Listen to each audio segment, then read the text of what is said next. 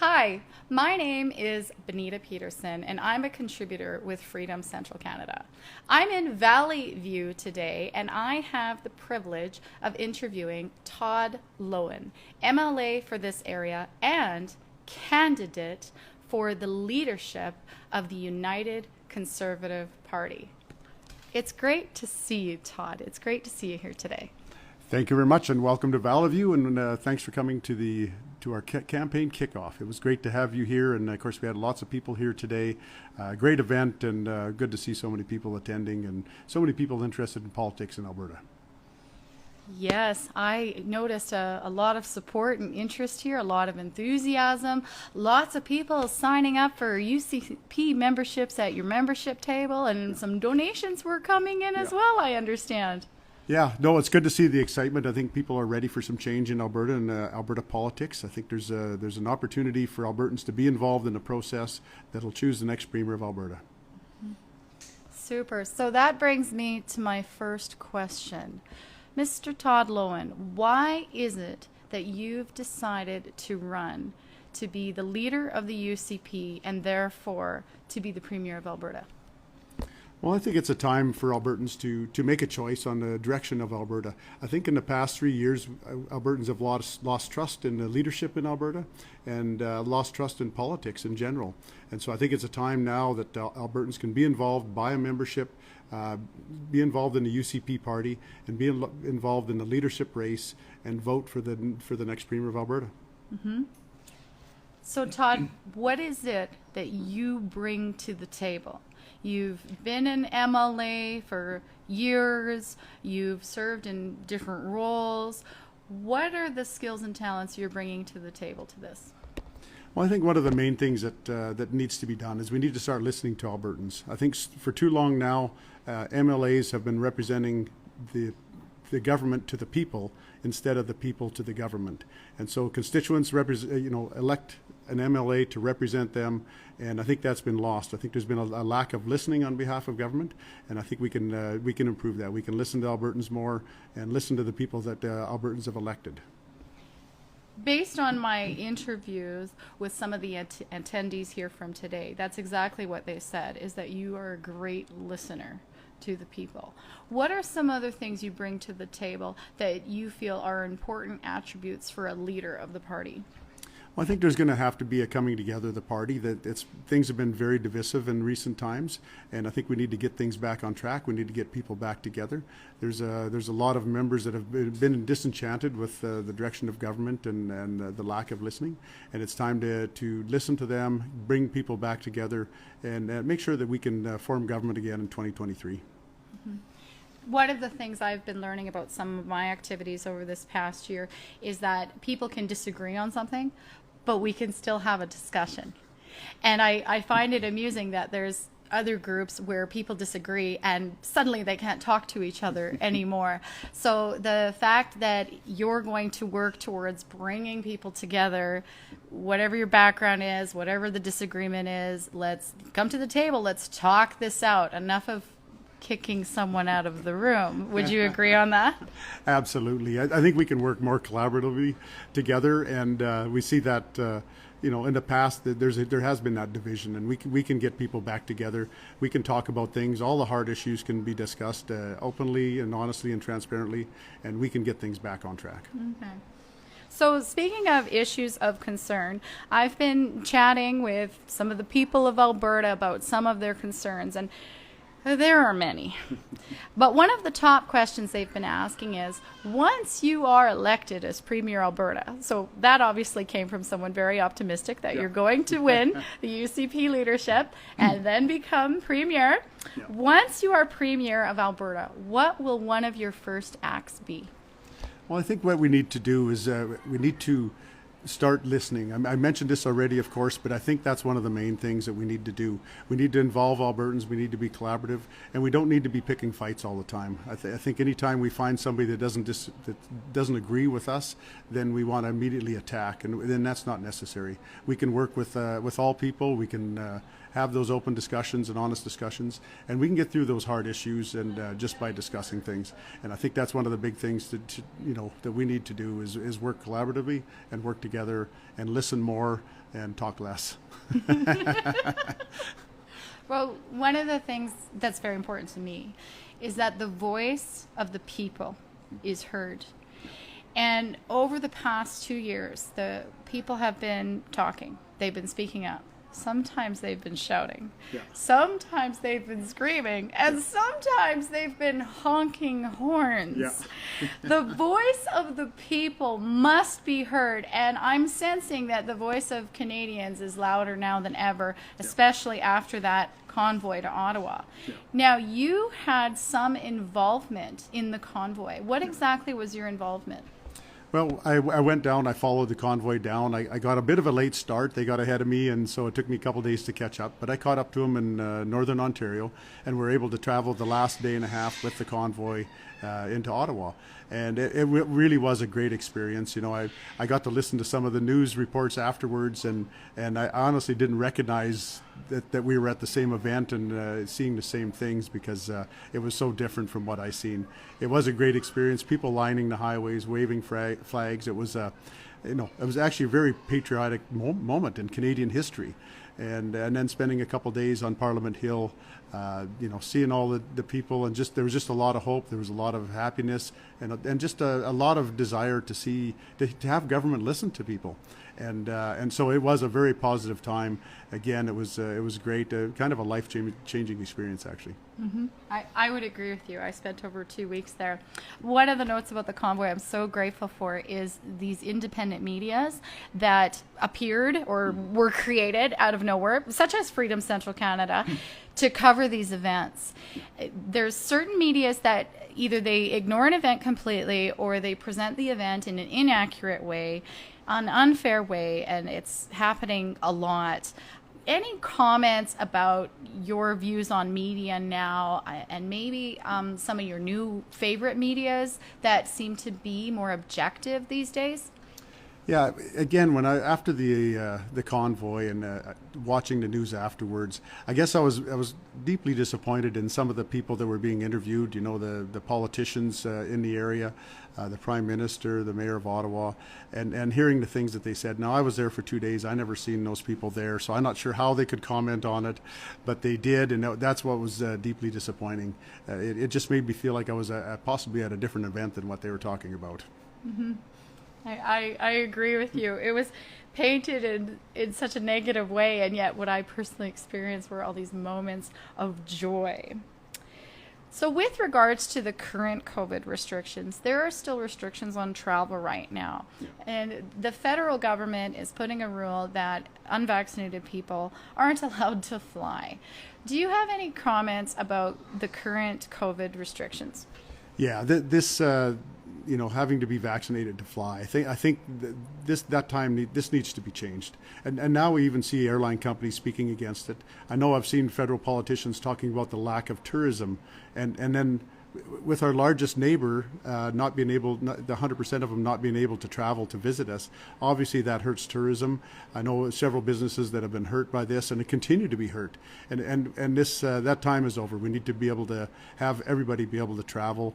Most of the world is doing it. For some reason, Canada hasn't been able to follow suit, and I think it's that's got to change. We got to get things back on track. There's no reason for the vaccine mandates on travel anymore.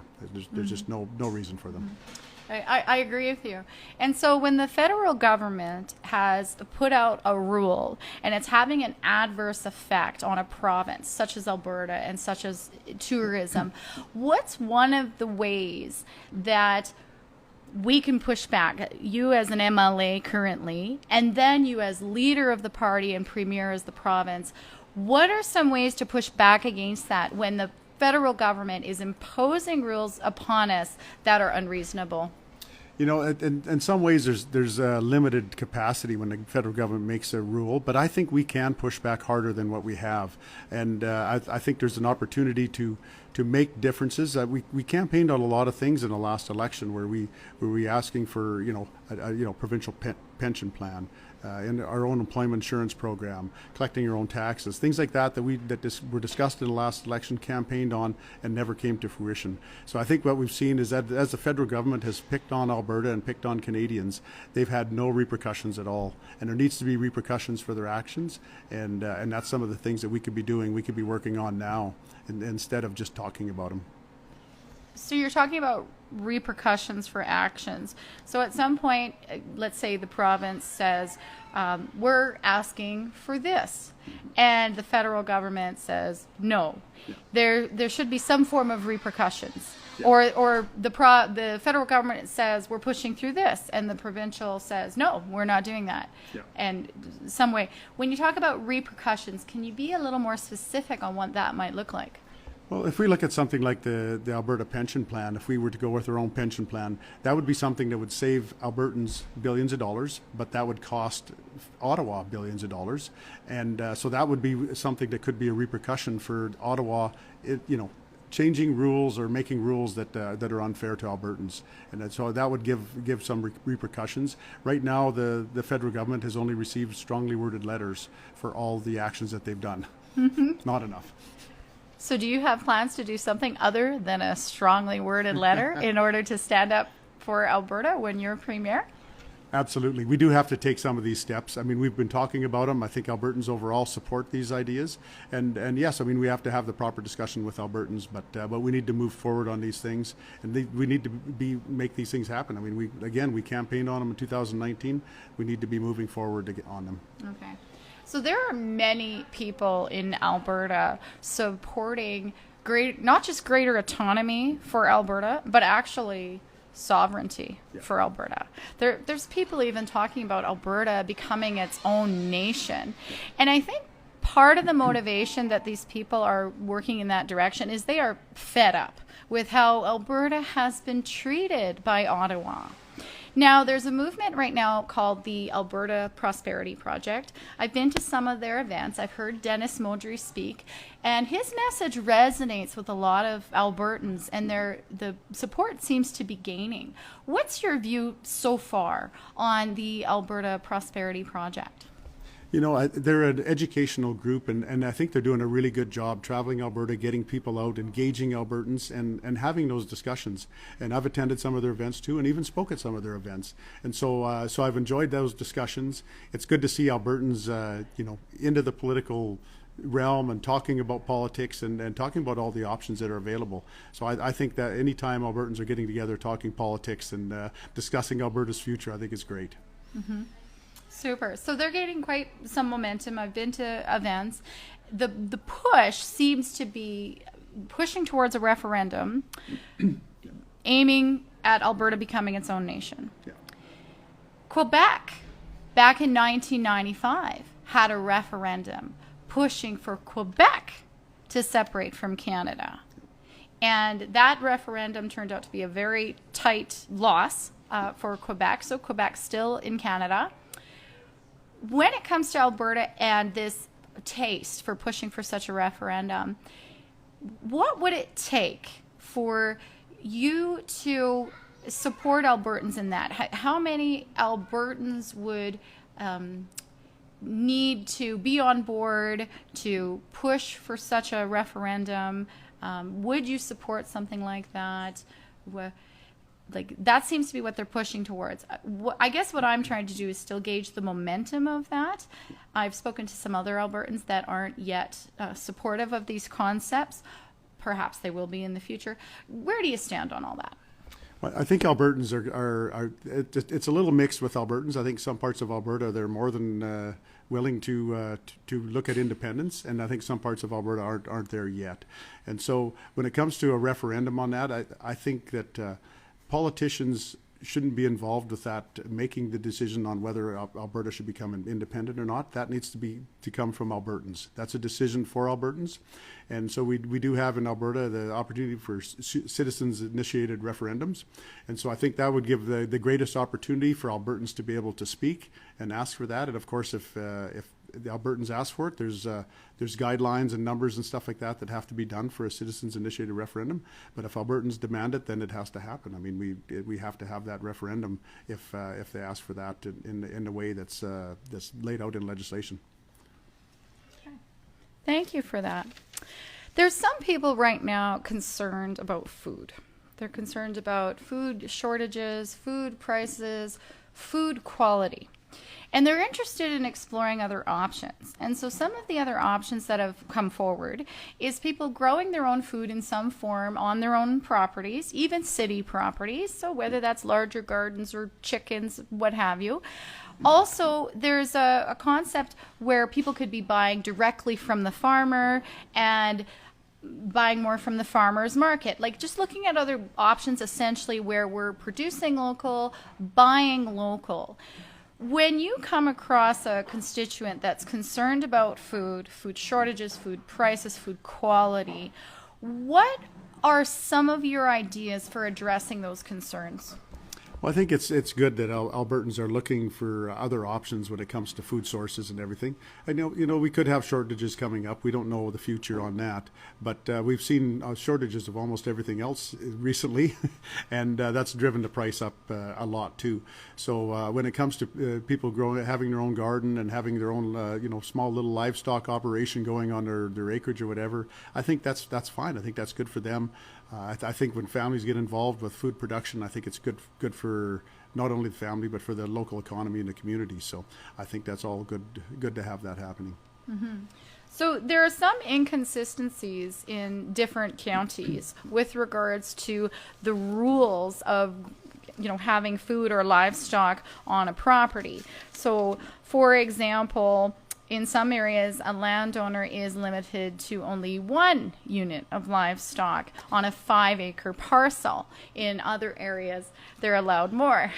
Obviously, we're in a very healthy area right here, right now, because the mosquitoes are out. Yeah.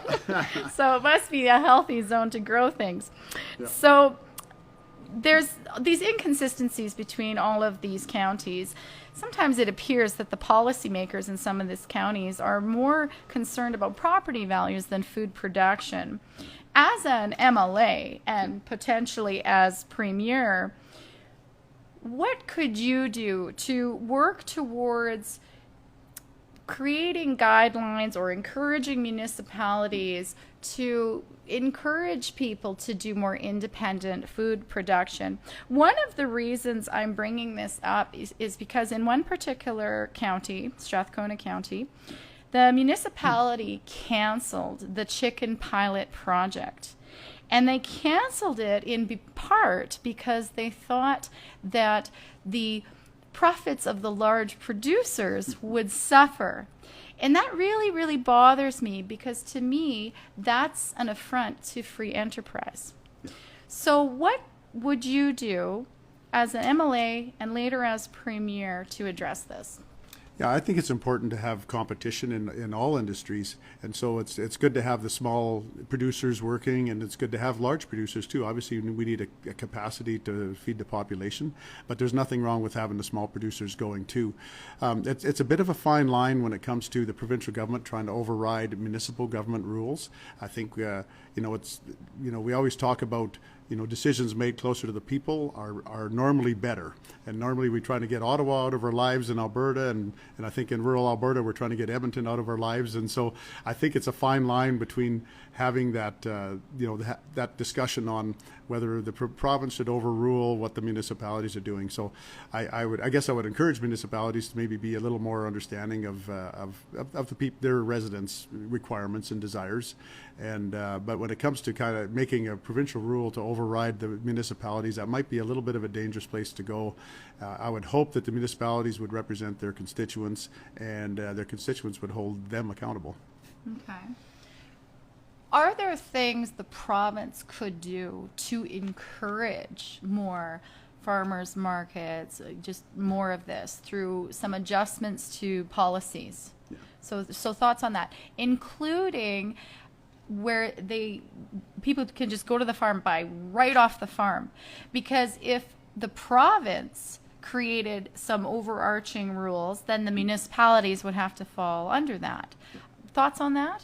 Well, I think one of the things that the province can do is we have a lot of red tape and regulation on the province's end of things, and we need to get rid of that red tape, those regulations that are just hindering development. And we see that in all aspects of government. It's something that we've been working on as far as red tape reduction, but there needs to be more done. And again, we see a government that tends to be, overly interfering in people's lives, and we need to step back and allow people to live their lives and enjoy their property the way they see fit, and again, remove those regulations and things that are interfering with opportunities to do business and go about their lives. Okay. What are your thoughts about increasing the number of food processing facilities in Alberta? If elected as leader, would you consider removing the red tape on that, so to speak? Yeah, I think what we see is a lot of large corporations, for instance, they want to set up a business, do business in Alberta. We've seen it with pipelines too, where a company wants to build a pipeline and it takes 5 or 6 years to get approval. I mean, that's unacceptable, and it's unacceptable in all industries where it takes years sometimes to get approvals. And we need to streamline things. And if we want to attract business into Alberta, we need a business-friendly environment. And a business-friendly environment is a good workforce, which of course we have, and less red tape and regulation. And so a business that wants to set up and go into business can do so in a quick and efficient manner. One of the obstacles of good business, and I've faced this personally, was the COVID-19 restrictions. In my case, my business was shut down on March 17th of 2020, and I've been out of work for over 2 years, basically. Part of that was some decisions made by Dina Hinshaw. Dina Hinshaw is our current Chief Medical Officer of Health. Once you are Premier, what are your thoughts about addressing the concerns regarding Dina Hinshaw? Okay, I think one of the first things we need to do is we need to have a full investigation into the government's response to COVID. I think there's no other way to handle all the myriad of issues that happened other than to have that fulsome investigation, an open, honest, transparent investigation where we can find out the facts and find out exactly what went on, who was making decisions, why, and then how we can avoid some of these pitfalls that we fell in along the way. I mean, when we see that right off the bat, we've seen small businesses like yourself shut down, large businesses continuing on, and we knew right away in government that was going to be harmful to the local economies and harmful to people's lives and livelihoods. And so we need to be able to respond quicker to things like that. And I think having an investigation on the full response of government to COVID, I think, is a necessity. Yeah. And who would conduct such an investigation? Good question. I'm not sure who we'd have do that, but I think we could probably find maybe a combination of business leaders and representatives from all aspects of our society. I mean, we looked at having, we had churches shut down, we had businesses shut down, and we never did really consult with all those different groups. And I think if we had those groups all together, and along with some health professionals and then people that there's probably some people that are professionals at being able to look at emergency response in certain situations, and we could have them involved too. So I think it would be probably a fairly complicated process, and I think it would be an involved process, and it should be, because we need to get down to the nitty-gritty on all of it. So it appears that the World Health Organization seems to have a lot of influence on Alberta Health Services and some of the policies of Alberta Health Services. Can you comment on that? Yes, I think when we see these world organizations like the WEF and WHO and others, I know that they have their agenda, and I'm not too interested in what their agenda is necessarily, but what I'm most concerned about is what Alberta's agenda is. And I think we can make good decisions here. We can look around the world and ask professionals their advice and look at what other countries have done. We do that all the time in government. We can continue to do that, but there's some organizations that want to control what Alberta does and what Canada does, and I don't think that's necessary. I think we need to be able to make our own decisions and move forward in a way that best represents the people of Alberta. Mm-hmm. I'm glad you mentioned the World Economic Forum, because that's another powerful organization that seems to have a lot of influence on our federal government, and it appears potentially on the provincial government as well. what I'm getting from Albertans is we are not interested in being subject to these rules of the World Economic Forum. We want out of this plan, this agenda. Yeah. Alberta is its own independent place. We're basically independent in many ways. And we're not interested in following these rules from some foreign source. So what is it you could do to help us get out from under these influences? Well, obviously, we see some of these influences federally, and I haven't seen directly myself the direct, Evidence? correlation evidence between Alberta and the WEF, but obviously we need to stand firm. We know what Albertans want.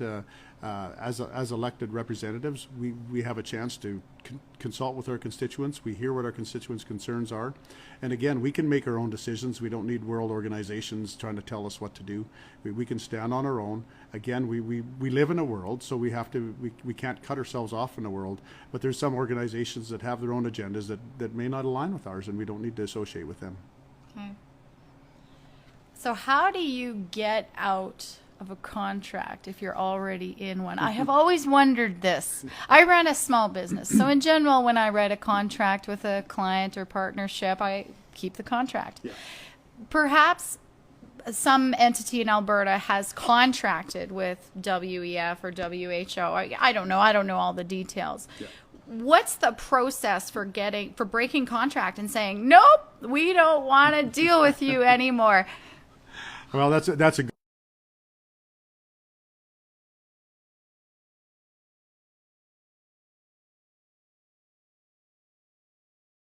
if they are in fact there. I honestly don't know about them, but if they are there, I'm sure there's ways to get out of those contracts if they are there. And but again, that would need to be looked at, seen, and we could have our own professionals look at it. We got smart people here in Alberta that can figure this stuff out. Okay. I don't personally have evidence of that. That was just some supposition I came across. So when it comes to your campaign as leader, what are some of the things you're looking for right now from supporters? There's already a lot of supporters I've been hearing. So what is it you're looking for? What can people do to help you? Well, I think the number one thing right now is the only people that will have a vote in this will be members of the UCP party. So if you don't have a membership or haven't renewed your membership, now's the time to do that, and that way you can support your favorite leadership candidate, and hopefully it's me. But of course there's always ways to be involved in locally with events and stuff like that, and help planning. And so there's a lot of work that goes into a leadership campaign, and I appreciate I have had a lot of support so far, but I look forward to having more support. And I think it's just an important time. Albertans have a chance, and I guess some may ask, why do I have to pay $10 to become a member to vote on the next premier? Well, that's the political process we have right now, and so I think it's it might be $10 well spent to have your voice and who's going to lead Alberta and listen to Albertans as we move forward. So where's the best place to buy a membership? Right now, the best place is unitedconservative.ca, but I do have my own website out, toddloewen.com. We have links on that. We haven't set up to go straight to memberships yet, but that will be coming in the near future. But you can sign up there to volunteer, do whatever you'd like. There's a donation button there too, but yeah, toddloewen.com. Okay, so visit toddloewen.com to support the campaign, sign up as a volunteer, or donate if it's on your heart to donate. Now, what's the campaign going to look like? Today was a super event in Valley View. Is there going to be more like this? What's the plan? Yeah, so I'll be traveling across Alberta, and I'll be attending as many events as I can. Obviously, we'll have our own events too, but I'll be going to different functions across Alberta. Starting tomorrow, I'll be headed out and spending time on the road. I want to hit every corner of the province. I want to talk to Albertans from across the province, and hopefully get that support across the province that we need. If there's a community that really wants you to come visit, how do they get in touch with you and invite you to come to their community for an event? Yeah, probably again, toddloewen.com is a good place to do it. You can reach out to probably on Facebook and Messenger. There's other options there too to get in touch with us. But toddloewen.com is probably the best one right now. So. Okay, good. Thank you so much for this time together, Todd. I really appreciate you taking the time for this interview. Any other messages now to the people of Alberta? Well, I think it's an important time, and thank you for being here too. I really appreciate it. It was a good day today as we had done a kickoff for the. Okay, we're just okay. We just have to. Sorry, we're going to have to repeat that last question. I had a technological glitch. I apologize. That was my fault. No problem. So the question again was, what's your message to the people? You want to inspire UCP members, obviously, to take that next step, donate, volunteer, host an event in their community. You want to inspire the people of Alberta to purchase UCP memberships because that's how they get a say in this leadership vote. If they don't buy a membership, they don't get to vote. So that's just the way this political system works. And then what was the other part of the message? Yeah, no, I think it's time to be involved, to get in the political process. This is the Albertans' chance to have their say, and if the Albertans want to have a bit of a change of direction in government and change things in leadership, then I look forward to having that support. I think we have an opportunity here for Albertans to have your Alberta, your way. Ladies and gentlemen, that's Todd Loewen, candidate for the leadership of the United Conservative Party. Thank you so much for tuning in. Please share out this broadcast and, of course, continue to support independent medias like Freedom Central Canada. Thank you so much.